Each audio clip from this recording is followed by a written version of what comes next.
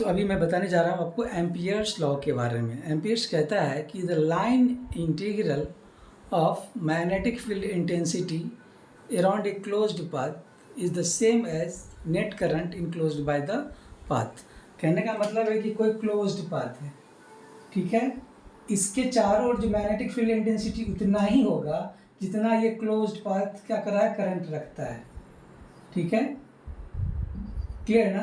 तो यही लिखा है मैंने कि line integral of H around a closed path is the same as net current enclosed by the path. नहीं तो जैसे ये आपका वायर है, इसमें करंट फ्लो आई ऊपर की ओर हो रहा है, तो कैसे निकाल देते इसका direction of the current magnetic field का। ये आपका राइट हैंड है, इसका जो थंब होगा in the direction of current, और ये जो बना रहा है ना फिंगर, ये क्या बना रहा है, एक सर्किल बना रहा है। तो ये जो मैग्नेटिक फील्ड इंटेंसिटी होगा अराउंड दिस सर्कल, मतलब एक क्लोज्ड पाथ होगा। तो ये मैग्नेटिक फील्ड उतना ही होगा जितना इस क्लोज्ड पाथ के अंदर करंट है। क्लियर ना। तो यही लिखा था मैंने। अब क्या है, इसमें कुछ पॉइंट है, इसने लिख दिया है कि it is similar to Gauss law. जैसे आपने इलेक्ट्रोस्टैटिक्स में पढ़ा था गॉस लॉ, यहाँ पे क्या पढ़ेंगे आप, एम्पियर्स लॉ। दोनों क्या सिमिलर है। इसमें करंट डिस्ट्रीब्यूशन क्या होना चाहिए, सिमेट्रिकल होना चाहिए, सिमेट्रिकल जो है होना चाहिए। क्लियर, तभी आप एम्पियर्स लॉ यूज़ करेंगे। और लिख दिया मैंने, when used symmetrical current distribution exist it is a special case of Biot Savart law. जैसे गॉस लॉ क्या स्पेशल केस था कूलम्ब्स लॉ का, उसी तरह यहाँ पे एम्पियर्स लॉ क्या स्पेशल केस है Biot Savart law. Amperian path on which where Ampere law is applied. जैसे गॉसियन सरफेस था ना, आप क्या करते थे, क्लोज्ड इमेजिनरी सरफेस था जिस पे आप इलेक्ट्रिकल फील्ड अप्लाई करते थे। तो एम्पियरियन पाथ भी क्या है, क्लोज्ड पाथ है ना। क्लियर। तो अब मैं आपको बताने जा रहा हूँ एक रिलेशन। तो अब जान लो, from first H dot D L is equal to क्या है, आई। ओके, इसको फर्स्ट मान लिया। अब जानते हो कि किसी सरफेस के थ्रू जो करंट डेंसिटी का जो फॉर्मूला होता है, we know I enclosed is equal to surface integral of current density. इसको मैंने अब second put two in first, तो क्या हो जाएगा, H dot D L is equal to J dot D S. Clear. अब यूजिंग स्टोक्स थ्योरम हम क्या जानते हैं, यूजिंग स्टोक्स थ्योरम जो line integral of magnetic field होगा वो क्या हो जाएगा, del cross H dot D S. Okay, इसको मैंने थर्ड मान लिया है ना। ओके, ये चलिए इसको मैंने थर्ड मान लिया और इसको मैंने फोर्थ मान लिया। ओके, तो using four, use equation 4 in 3, तो क्या होगा, del cross H is equal dot D S J dot D S. Okay, तो क्या हो जाएगा, ये है हट गया। तो जब कंपेयर करेंगे तो क्या आ जाएगा, कंपेयरिंग डेल क्रॉस एच क्या हो गया, वो करंट डेंसिटी होगा, मतलब curl of magnetic field intensity is same as current density. कहने का मतलब क्या हो गया कि कर्ल ऑफ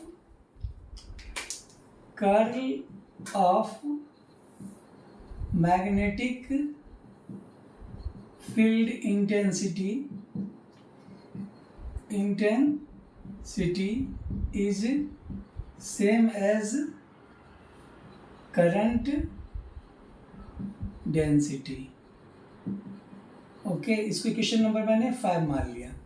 तो ये जो इक्वेशन 5 है, इक्वेशन 5 इज मैक्सवेल, या इसको लिख सकते हो आप, जो del cross H is equal to J है, ये क्या है, Maxwell third equation in differential form और पॉइंट फॉर्म बोल सकते हो, पॉइंट फॉर्म।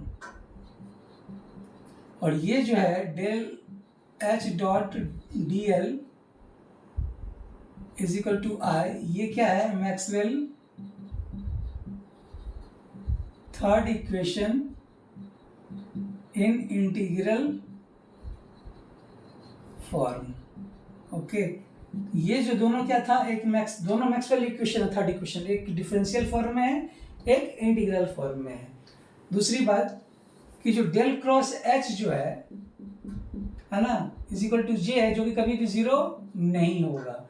इसका मतलब क्या हो गया कि जो मैग्नेटोस्टैटिक फील्ड जो है कंजर्वेटिव नहीं है। It means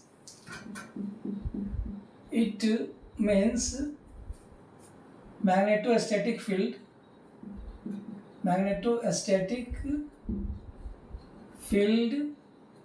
is not conservative. Okay, तो जब भी प्रूफ करने के लिए बोले प्रूफ कीजिए कि डेल ये जो है मैं कंजर्वेटिव नहीं है, तो इसका मतलब कि डेल क्रॉस एच कभी भी जीरो नहीं आएगा। अगर कंजर्वेटिव है इसका मतलब डेल क्रॉस एच जीरो है तब कंजर्वेटिव है, अगर जीरो नहीं आ रहा है इसका मतलब क्या, वो कंजर्वेटिव नहीं है। क्लियर? तो ये आप याद रखेंगे। तो अभी मैंने बताया एम्पियर्स लॉ के बारे में, ठीक है, मैक्सवेल थर्ड इक्वेशंस के बारे में, और कंडीशंस फॉर मैग्नेटोस्टैटिक फील्ड और नॉट कंजर्वेटिव। क्लियर? अब मैं आपको एप्लीकेशंस ऑफ मैक्सवेल बताने जा रहा हूँ। क्लियर? इसको मैं मिटाऊं।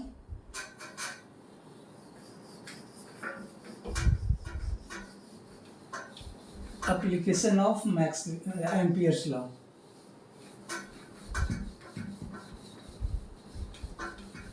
Okay,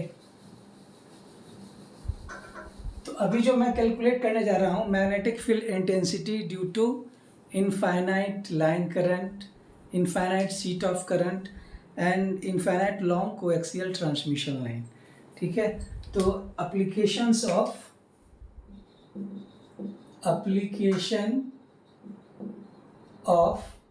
Ampere's law.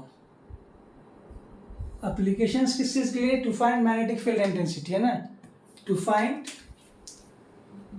Find H. Okay, case first, H due to infinite line current,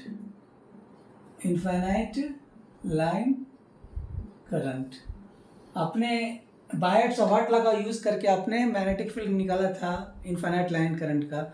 अब उसी चीज़ को मैं निकालने जा रहा हूँ एम्पियर्स लॉ का यूज़ करके। क्लियर ना?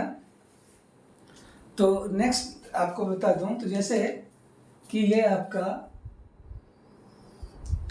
वायर है जिसका लेंथ इनफाइनाइट, मतलब माइनस इन्फिनिटी से क्या है, ये प्लस इन्फिनिटी की ओर है। क्लियर? तो कैसे निकाल, करंट का फ्लो हो रहा है वो इस तरफ फ्लो हो रहा है, तो हम कैसे निकालेंगे मैग्नेटिक फील्ड?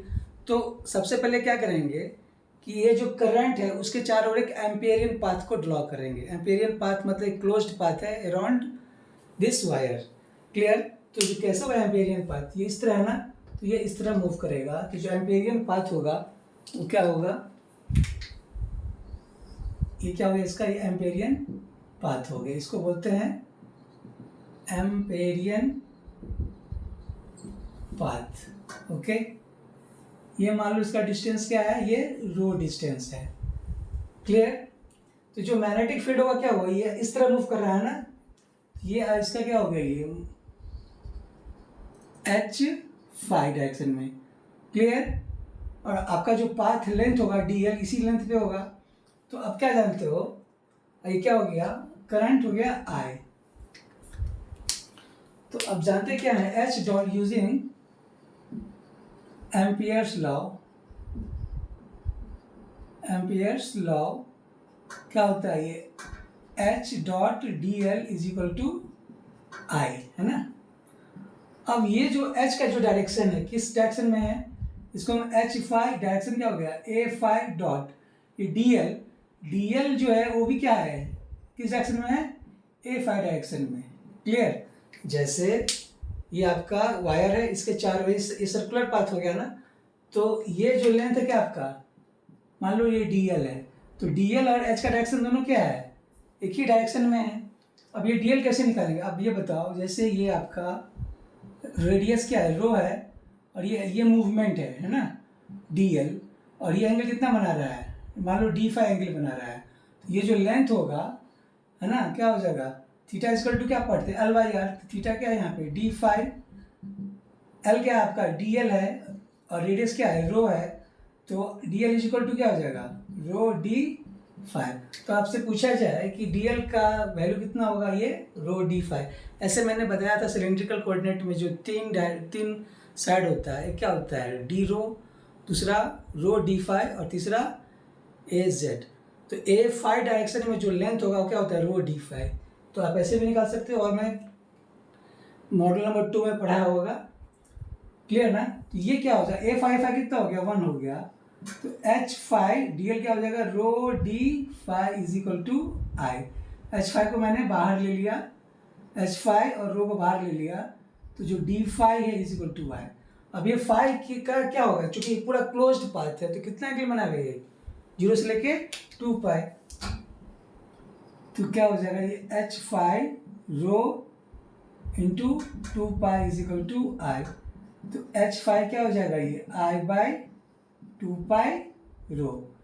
तो आप इसको वेक्टर के टर्म में कैसे लिखेंगे, H is equal to I by 2 pi rho unit vector A five. तो ये निकल गया magnetic field intensity due to infinite line current using Ampere's law. Clear. आशा करते हैं आपको ये समझ में आया होगा। रो क्या है, radius of the Amperian path है ना, रो क्या हो गया रेडियस ऑफ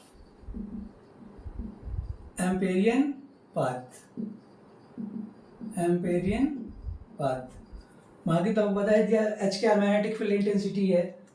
क्लियर। अब केसेस 2 इसको मैं मिटा दूं,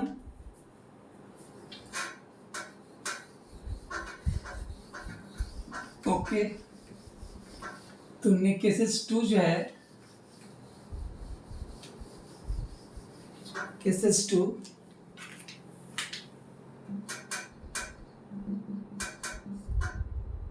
for infinite sheet of current. Clear है। जैसे सपोज करो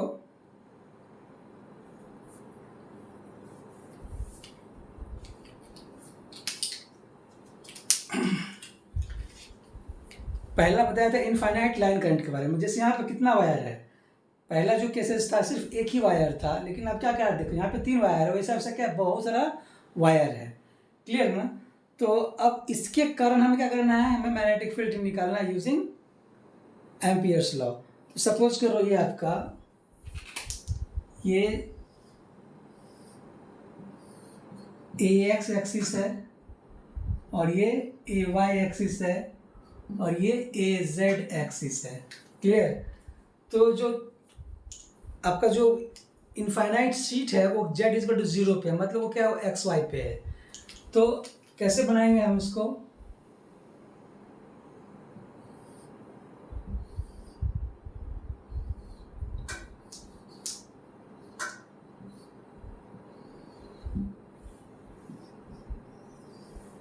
ओके। ये जो गया z is equal to 0। Clear.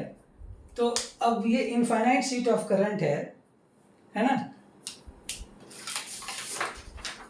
जैसे सपोज करो कि ये आपका क्या है, एक सीट है ना। तो करंट जो हो रहा है ये पूरे के पूरे में क्या है, ये करंट फ्लो हो रहा है, इस पूरा का पूरा। जैसे एक आपका एक मेटल प्लेट है, मेटल प्लेट में क्या पूरा का पूरा करंट फ्लो हो रहा है। तो ये जो है करंट जो फ्लो हो रहा है, मान लो ये इस डायरेक्शन में मूव कर रहा है, करंट का जो मूवमेंट है वो क्या कर रहा है, ए वाई डायरेक्शन में क्या कर रहा है, ये मूव कर रहा है। क्लियर। तो आपसे पूछा जाएगा कि इस इनफाइनाइट सी के कारण क्या हो गया, मैग्नेटिक फील्ड इंटेंसिटी निकालें। तो आप क्या करोगे, सबसे पहले आप एम्पेरियन सर्किट ड्रॉ करोगे, है ना। तो यहाँ पे ये लिख लो, जो के बी है, के वाई करंट डेंसिटी है, करंट डेंसिटी, ओके, जिसका यूनिट क्या होता है, एम्पियर पर मीटर, ओके। तो ये आपका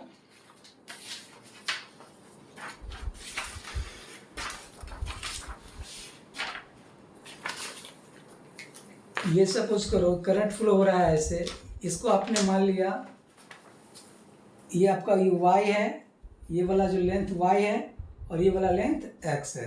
करंट क्या हो रहा है, ऐसे फ्लो हो रहा है, ठीक है ना, इस तरह फ्लो हो रहा है। तो ये जो लेंथ कितना लेंथ से, x से कितना लेंथ से पास कर रहा है, ये मान लो ये b लेंथ है, कितना लेंथ है, ये b लेंथ है। तो अगर आपसे पूछा जाए टोटल करंट कितना होगा इसमें, तो कैसे निकालेंगे आप, तो टोटल करंट जो हो जाएगा I इज इक्वल टू क्या लिखेंगे, के बी इंटू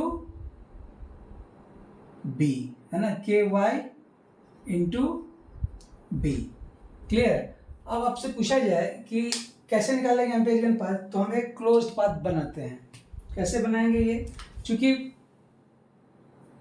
करंट जो फ्लो हो रहा है आपका ए वाई डायरेक्शन में, क्लियर, तो इसके चारों ओर क्या करेंगे, एक क्लोज्ड पाथ बनाएंगे, जो कैसा होगा, एक रेक्टेंगुलर टाइप से होगा, क्लियर। तो रेक्टेंगुलर टाइप से होगा मतलब जो है ये आपका ये हो गया z और ये x, क्लियर ना। तो सपोज, और ये क्या था आपका, एक करंट फ्लो इस तरह हो रहा था ना, तो इसके चारों ओर आपने क्या किया, एक रेक्टेंगुलर पाथ बना दिया। इसको बोलते हैं Amperian path, Amperian path, okay. तो अगर आपसे पूछा जाए कि मैग्नेटिक फील्ड इंटेंसिटी कैसे निकालेंगे आप, मान लो इसको मैंने, करंट ऐसे फ्लो हो रहा है ना ये, ओके, तो ये आपका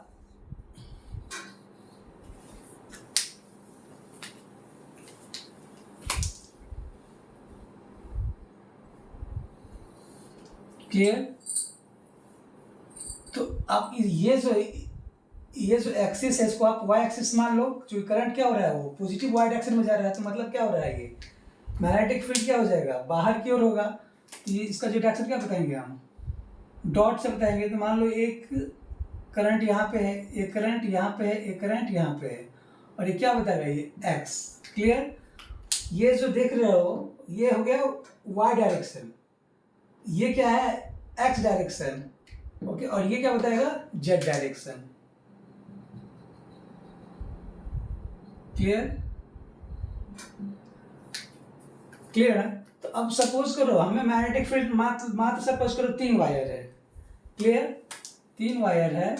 तो सब पहला वायर है, इसके कारण जो जैसे पहला वायर ये है, करंट ऐसे बाहर निकल रहा है, तो करंट का डायरेक्शन क्या होगा, इस तरह होगा, मैग्नेटिक फील्ड डायरेक्शन क्या होगा, इस तरह होगा। तो मान लो एक सर्किल बना जिसका रेडियस 1 मीटर 1 मीटर 1 मीटर है, तो ये कैसे बनाएंगे ये, ओके, ये एक वायर है करंट, इसका जो मैग्नेटिक फील्ड होगा क्या होगा, ये इस डायरेक्शन में और ये इस डायरेक्शन में, ये क्या हो गया, पॉजिटिव एक्स डायरेक्शन, और ये हो गया नेगेटिव डायरेक्शन में। मान लो ये डी एच है, ठीक है, ये भी क्या हो जाएगा, डी एच हो गया, ये सेंटर वाला, ठीक है। अब ये जो वायर है ये बाहर ऐसे निकल रहा है ना, अब इसका मैग्नेटिक फील्ड क्या होगा, तो अब सपोज करो यहाँ पे भी इसका एक सर्किल बना ले हम, ओके, इसी तरह।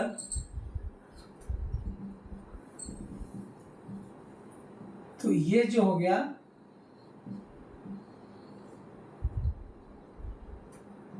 ये आपका डीएस था ना, तो इसका जो मैग्नेटिक फील्ड होगा इस तरह जा रहा है ना, तो अगर इसी पॉइंट पे कंसीडर करोगे तो ये पॉजिटिव है, बड़ा है, और ये क्या छोटा है, मतलब ये लैग कर रहा है।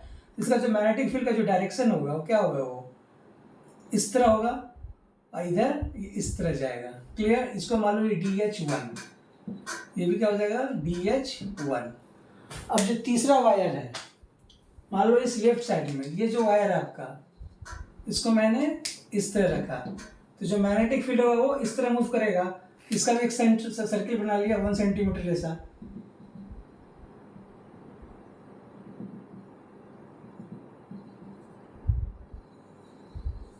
ओके, तो यहाँ क्या देख रहे हो कि इस पॉइंट पे ये जो है 0 है, ये सेंटर वाला, और ये क्या पॉजिटिव मतलब लीड कर रहा है।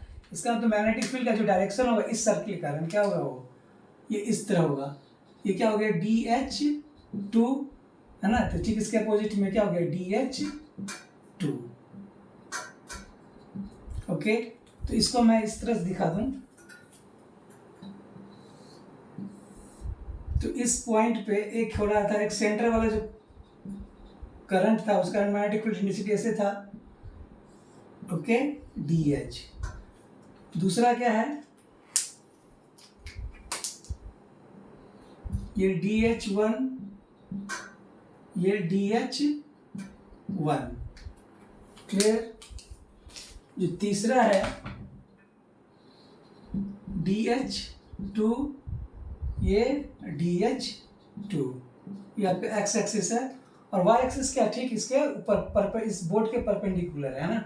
तो आप क्या देख रहे हो कि इसका जो DH2 का दो कंपोनेंट होगा, एक हॉरिजॉन्टल कंपोनेंट और एक वर्टिकल कंपोनेंट। एक कंपोनेंट होगा negative direction of x axis, एक होगा positive direction of Z axis.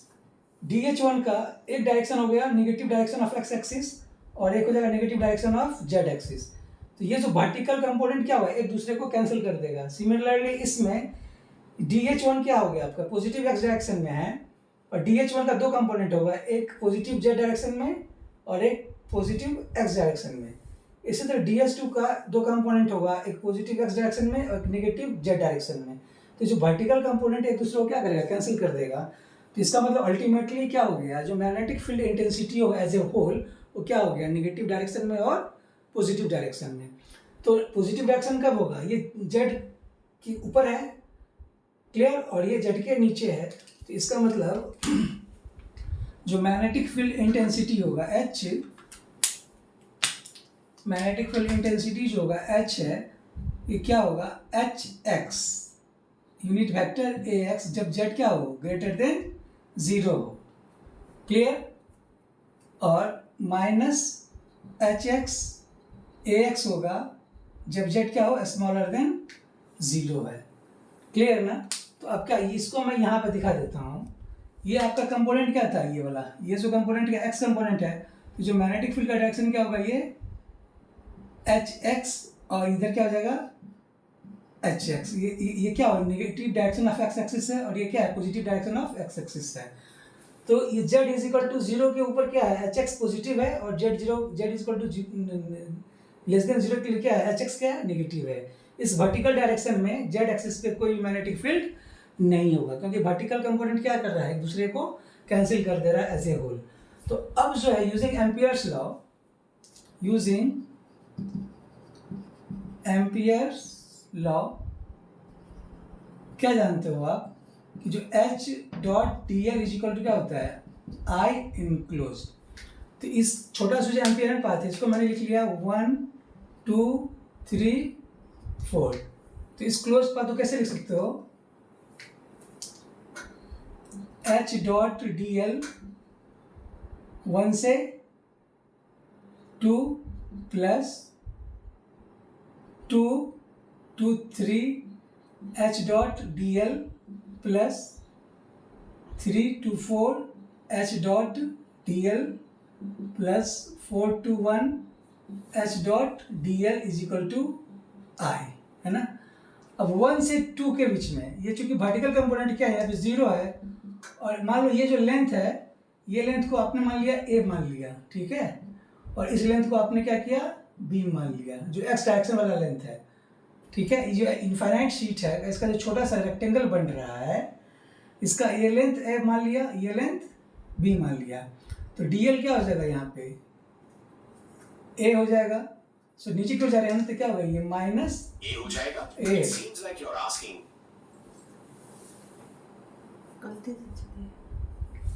Plus 1 से 2, अब 2 से 3 जा रहे हैं, एच एक्स और डी एल दोनों का डायरेक्शन क्या है, सेम है।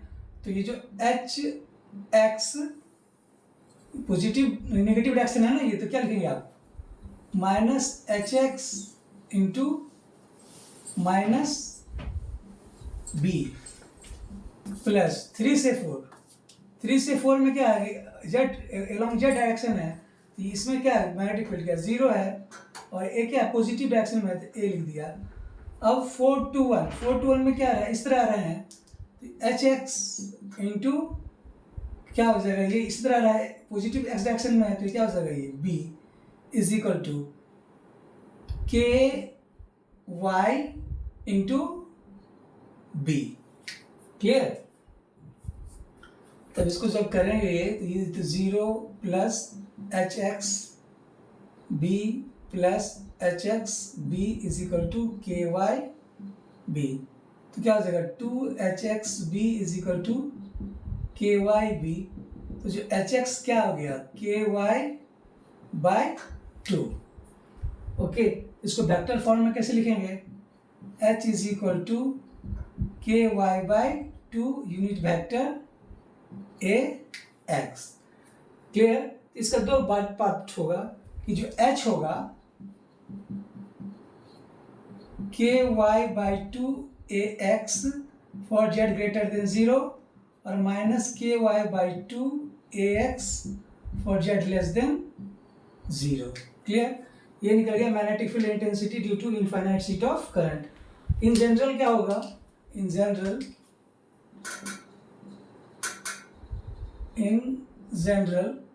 H is equal to K by 2 unit vector AM, है ना।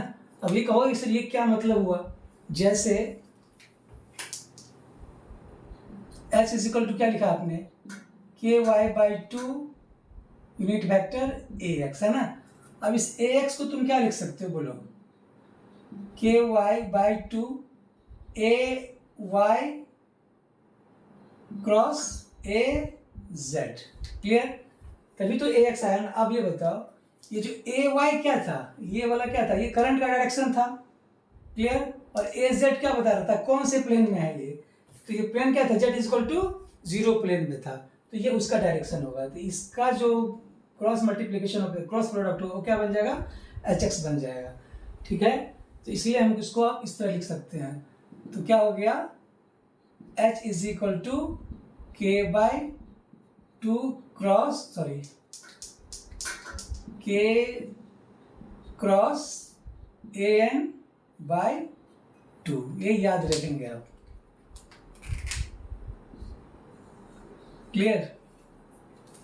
तो आशा करते हैं आपको ये समझ में आया होगा, है ना। अब नेक्स्ट है in magnetic field intensity due to long coaxial transmission line. इसको मैं मिटा देता हूँ।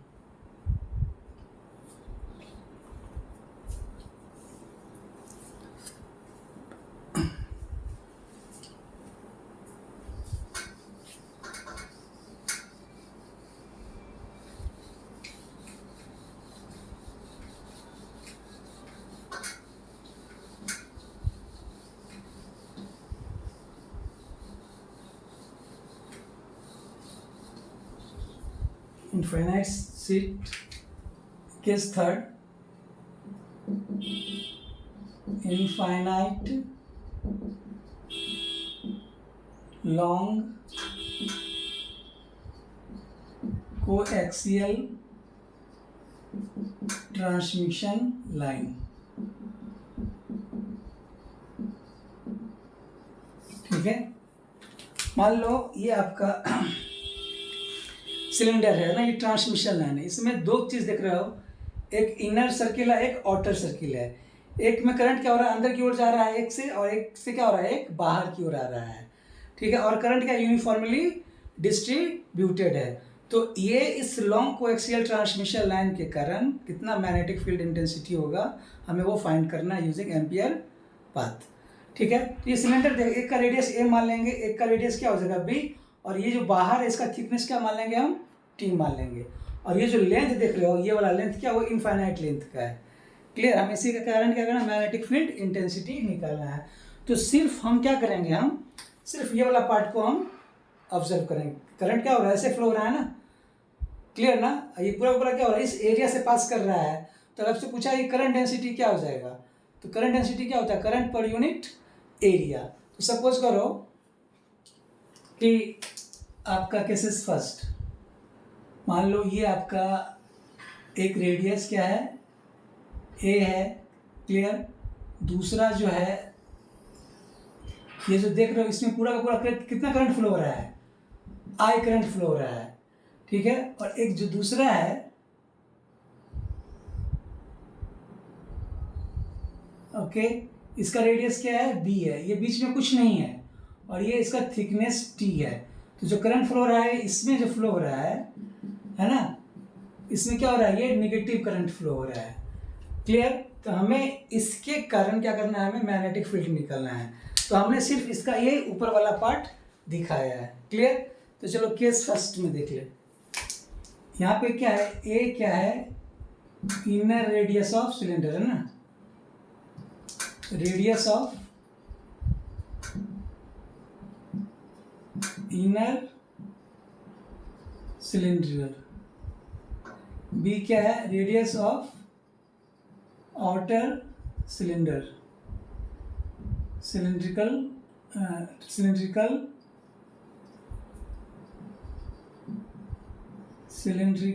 ट्रांसमिशन लाइन,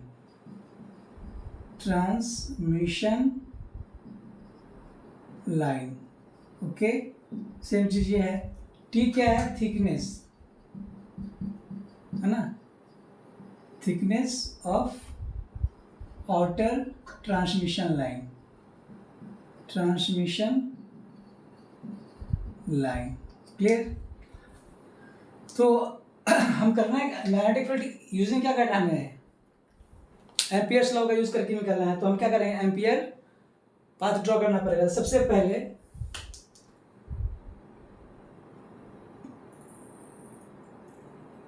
एक क्या करेंगे हम, एक इनर जो आपका जो है, इसका रेडियस क्या था, ए था, क्लियर। इसके अंदर कितना हमें मैग्नेटिक फील्ड होगा, तो क्या करेंगे हम, ये पूरा का पूरा, इसमें क्या है, पूरा का पूरा करंट कितना है, करंट आई फ्लो हो रहा है, करंट डिस्ट्रीब्यूशन क्या हो गया है। तो आपसे पूछा जाए इसमें कितना करंट है, डेंसिटी है, तो J इज इक्वल टू क्या हो जाएगा, I by pi A square unit vector A Z, clear. अब मान लो इसमें हमने एक एम्पेरियन पाथ ड्रॉ करना है हमें, एम्पेरियन पाथ, ये जो हो गया आपका एम्पेरियन पाथ, जिसका रेडियस क्या हो गया, रो। इसको क्या बोलते हैं, एम्पेरियन पाथ, ओके। रो क्या है, radius of Amperian path, radius of Amperian path, clear. तो अब बताओ हमें, using amperes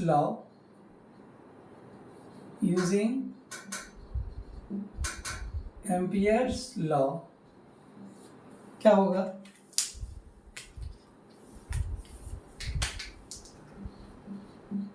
H dot D L is equal to I, है ना।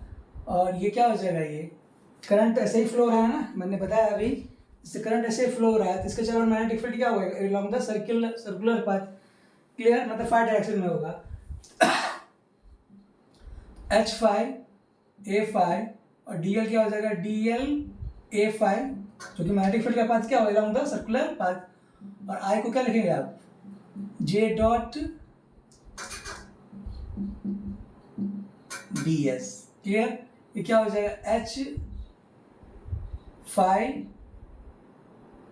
A5 1 हो गया, DL क्या लिखेंगे, रो D5, और ये जो J है, J कितना है, I by pi A square unit vector A Z, DS क्या हो जाएगा, जो एरिया है, कौन सा एरिया, यही एरिया है ना, इस एरिया का जो डायरेक्शन क्या होगा, AZ डायरेक्शन में होगा, क्लियर। तो कैसे लिखेंगे, DS यूनिट वेक्टर AZ। तो इसमें जो H5 रो D5 है ना, I/πa² AZ1 हो गया। और DS क्या होगा, सिलेंड्रिकल का पता पढ़ा हुआ अपने AZ डायरेक्शन में क्या लिखते हैं वो, कि रो D5, दो एक डायरेक्शन रो D5 और दूसरा क्या हो जाएगा D रो। तो इसको जो इंटीग्रेशन करेंगे H5 रो इंटू क्या हो जाएगा, ये 5 0 से लेके 2π I/πa²। इसका डबल, चूंकि एरिया डबल इंटीग्रेशन करेंगे तो रो D रो और ये D5 0 से लेके कितना हो जाएगा, ये 2π और ये 0 से लेके रो, तो H5 rho into 2π I/πa² rho square by 2 0 से रो, ये क्या हो जाएगा 5 0 से लेके 2π, तो 2π H5 rho is equal to I/πa² rho square by 2 into 2π। Clear. तो ये जो है 2π 2 से कैंसिल हो गया, इस रो से एक रो कैंसिल हो गया, तो जो H5 जो होगा वो क्या हो जाएगा I/2πa² इंटू रो। तो इसको वेक्टर फॉर्म में कैसे लिखेंगे, H5 is equal to I/2πa²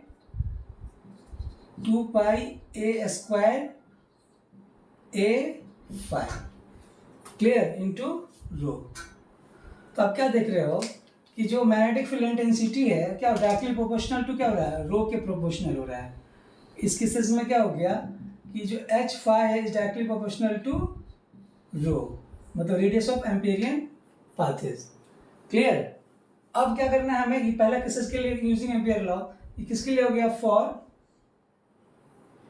for जब रेडियस क्या हो 0 से बड़ा और A से छोटा हो। क्लियर। अब दूसरा केसेस क्या होगा, केसेस टू। जैसे आपका ये क्या था, ये इसका रेडियस क्या है A है, इसमें कितना करंट फ्लो हो रहा है, ये I फ्लो हो रहा है। अब इसके पहले क्या था, रेडियस क्या था, इसके अंदर था एम्पेरियन पाथ। अब ये क्या हो, इसके बाहर क्या होगा, ये क्या हो गया रेडियस से, ये हो गया एम्पेरियन पाथ। क्लियर ना। तो इसमें कैसे निकालेंगे आप, तो आप क्या जानते हो, उसी तरह फॉर जब रेडियस क्या हो A से बड़ा ओके और B से क्या हो छोटा हो, है ना, तब क्या लिखेंगे यहाँ पे H.dl is equal to I/H5A5 dot dl क्या हो जाएगा dl A5 I, क्योंकि ये क्या हो रहा है, ये जो गैसियन सरफेस में कितना अंदर करंट, ये क्या है गॉसियन सरफेस क्या है, ये magnetic field around the closed path है। तो इसके अंदर इसमें कितना मैग्नेटिक फील्ड होगा, जितना कि इसमें करंट है, तो इसमें टोटल करंट आ रहा है, तो क्या होगा वो I के बराबर हो जाएगा, है ना। तो जो ये क्या हो जाएगा H5 dl I H5 dl क्या हो जाएगा rho D5 is equal to I, तो H5 rho D5 is equal to I, क्या होगा H5 rho into 2π is equal to I। Clear. तो ये जो I आ गया कितना आ गया, I हो गया H5 जो हो गया I/2π रो। वेक्टर फॉर्म में कैसे लिखेंगे, H is equal to I/2π rho unit vector A5। तो ये क्या हो गया किसके लिए, जब रेडियस क्या हो A से बड़ा हो और B से छोटा हो। केस 3 इसको मैं मिटाऊं, अब जो है तो मैं यहाँ पे चीज लिखते चला जाता हूं कि जो H5 जो आ गया H is equal to I rho by 2 pi A square A phi और एक एच आया I by 2 pi rho A phi. Clear.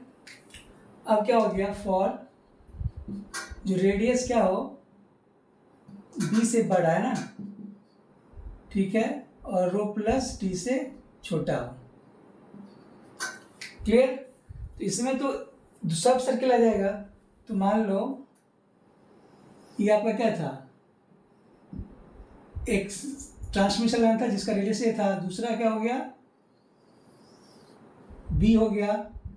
Okay, अब तीसरा क्या आपका ये जो है बी प्लस टी है ना, ये जो थिकनेस है ये टी है। तो अभी आपने क्या किया, यहाँ तक निकाला, इसमें निकाला, फिर इसमें निकाला, अब हमें इसमें निकालना है। तो जो एम्पेरियन पाथ होगा, ठीक है, एम्पेरियन पाथ होगा, ये क्या हो गया एम्पेरियन पाथ। तो इसमें जो करंट है क्या हो रहा है, ये पॉजिटिव करंट है। तो इसका जो पॉजिटिव करंट का मतलब क्या हो गया, डॉट हो गया। ओके, और ये क्या हो गया ट्रांसमिशन लाइन, ये निगेटिव करंट अंदर क्यों जा रहा था, इसमें क्या हो गया ये क्रॉस हो गया। ठीक है। तो अगर आपसे पूछा जाए कि ये एम्पेरियन पाथ कितना करंट ले रहा है, तो ये पॉजिटिव करंट भी ले रहा है और साथ साथ नेगेटिव करंट भी ले रहा है, क्योंकि ये जो घर है क्लोज्ड पाथ है, इसमें पॉजिटिव वाला भी है और नेगेटिव वाला भी पार्ट है। तो आपसे पूछा जाए कि टोटल करंट डेंसिटी कितना होगा, इसको मैं मिटाऊं।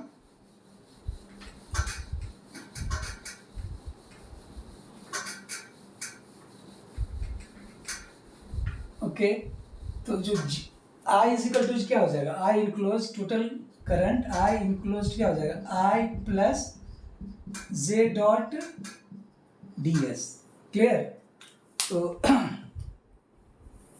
अब ये बताओ कि जो करंट है I is equal to I plus J, J is equal to क्या हो गया, ये जो डिस्ट्रीब्यूशन इसमें करंट कितना होगा बोलो, यहाँ से यहाँ तक का रेडियस कितना है बी, और यहाँ से यहाँ तक का रेडियस क्या बी प्लस टी। तो इसका एरिया क्या हो जाएगा, हमारा जो करंट नेगेटिव करंट किस एरिया में है आपका, इसी एरिया में ना जिसका रेडियस क्या बी प्लस टी और बी के बीच में है। तो करंट डेंसिटी क्या हो जाएगा, करंट यहाँ पे ये लिख देते हैं, करंट डेंसिटी जो हो जाएगा क्या, इस पर लिखो I is equal to I enclosed I enclosed क्या हो जाएगा, I plus J dot D S, I plus current जो है इस एरिया में कितना करंट होगा, ये वाला जो एरिया है ना, करंट क्या हो जाएगा माइनस करंट जा रहा था, और कितना करंट किस एरिया में है, तो पाई यहाँ से लेके यहाँ तक एरिया क्या हो जाएगा बी प्लस टी का स्क्वायर माइनस इसमें से के स्क्वायर हटा दे, बी के स्क्वायर को हटा दे, तो ये क्या हो जाएगा, ये वाला एरिया पूरा पूरा एरिया जाएगा। ठीक है। डायरेक्शन क्या हो गया, A Z dot D S dot A Z. तो आई माइनस आई बाई पाई, इसको जो सॉल्व करेंगे क्या होगा, B square plus T square plus 2bt minus B square, और ए जेड वन हो गया तो डी एस हो गया ये, तो I minus I by pi B square B cancel हो जाएगा, तो क्या बचेगा T square plus 2bt। Okay, अब ये डी एस कितना होगा, इस डायरेक्शन में जो होता है डी एस क्या होता है, वो रो D rho into rho D phi, ये तो होता है। तो इसको जो है कैसे लिखेंगे, I minus I by pi T square plus 2bt rho D rho, और ये क्या हो जाएगा डी फाई। क्लियर। हमें कहाँ जाना है, गॉसियन सरफेस को जाना है। तो अब ये बताओ, हमें गॉसियन सरफेस पे जाना है, तो ये जो गॉसियन रेडियस कितना है आपका, ये क्या हो गया इस केस में, ये गॉसियन का रेडियस हो गया। तो आपको इनिशियल पॉइंट क्या है, बी से कहाँ जाना है हमको, फाइनल पॉइंट रो पे जाना है, तो इसका जो लिमिट हो जाएगा क्या हो जाएगा, बी से रो, और ये क्या हो, 0 से लेके 2 पाई। तो ये क्या होगा, I minus I pi T square plus 2bt, ये क्या हो जाएगा, रो स्क्वायर बाय 2, बी से लेके रो, फाई 0 से लेके 2 पाई। तो I minus I by pi T square plus 2bt, ये क्या हो जाएगा, rho square minus B square by 2 into 2 pi. तो ये जो 2 पाई है और ये 2 पाई क्या हो गया, कैंसिल हो जाएगा, ये जो 2 पाई है 2 पाई कैंसिल हो जाएगा, इसमें आई कॉमन ले लो तो क्या बचेगा, ये 1 minus rho square minus B square by T square plus 2bt, ये टोटल करंट हो जाएगा इन दिस गॉसियन सरफेस। अब using Ampere's law, using Ampere law क्या होता है, ये H dot D L is equal to I enclose, ये क्या हो जाएगा, H five A phi d L A five is equal to I enclose, मतलब आई के बराबर है ना। तो ये जो है क्या होगा, H phi d L is equal to I 1 minus rho square minus B square by T square plus 2bt। ये जानते हो एच फाइव डी एल की जगह क्या लिखेंगे हम, rho D five is equal to current, है ना। तो ये क्या आ जाएगा, H five rho D five is equal to, ये H five rho into 2 pi is equal to क्या हो जाएगा ये, तो H five is equal to क्या हो गया, I by 2 pi rho 1 minus rho square minus B square by T square plus 2bt। तो ये इसको वेक्टर फॉर्म में कैसे लिखेंगे, h is equal to I by 2 pi rho 1 minus rho square minus B square t square plus 2bt unit vector A phi. ये क्या निकल गया, magnetic field intensity between b से बी प्लस टी। अब क्या हो रहा है, बी प्लस टी के बाहर है ना, केस 4, इसको मैं मिटाऊं,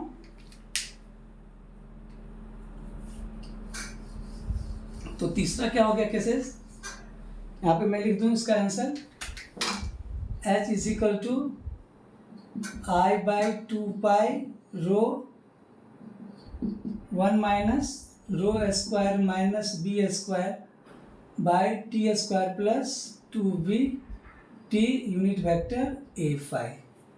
केस 4 क्या हो जाएगा, व्हेन जो रेडियस है क्या होगा, बी प्लस टी से क्या हो जाए, बड़ा हो जाए। क्लियर। तो इसमें तो सारा करंट आ जाएगा, पॉजिटिव करंट भी और नेगेटिव करंट। ऐसे सपोज करो ये आपका क्या था, ए जिसमें पॉजिटिव करंट था, ओके, डॉट मान लिया इसमें, और एक क्या था, ये बी और ये थिकनेस टी। अब हमें क्या करना है, रो जो है क्या बाहर है, रो क्या है बाहर है, मतलब ये है, ठीक है, ये हो गया रो। तो जो एम्पेरियन पाथ बनेगा ये इस तरह, ये क्या हो जाएगा, एम्पेरियन पाथ। तो इसमें जो करंट होगा टोटल करंट 0 हो जाएगा, क्यों, तो H dot D L is equal to I कितना हो गया, positive current I minus I कितना हो गया 0। इसको क्या लिखेंगे, H five A five dot D L A five is equal to 0। तो क्या होगा ये, H five rho D five is equal to 0, मतलब H five rho 2 pi is equal to 0। H five कितना हो गया 0, मतलब जो मैग्नेटिक फील्ड इंटेंसिटी हो जाएगा 0 यूनिट वेक्टर A5। तो मतलब क्या हो गया, H जो निकल गया हो गया 0 यूनिट वेक्टर A5। तो समरी लिख दें हम, क्लियर। तो अब जो इसको आपसे पूछा जाए कि ड्रॉ कीजिए magnetic field intensity versus rho, radius of the Amperian path, तो कैसे ड्रॉ करेंगे हम, इसको मैं मिटाऊं।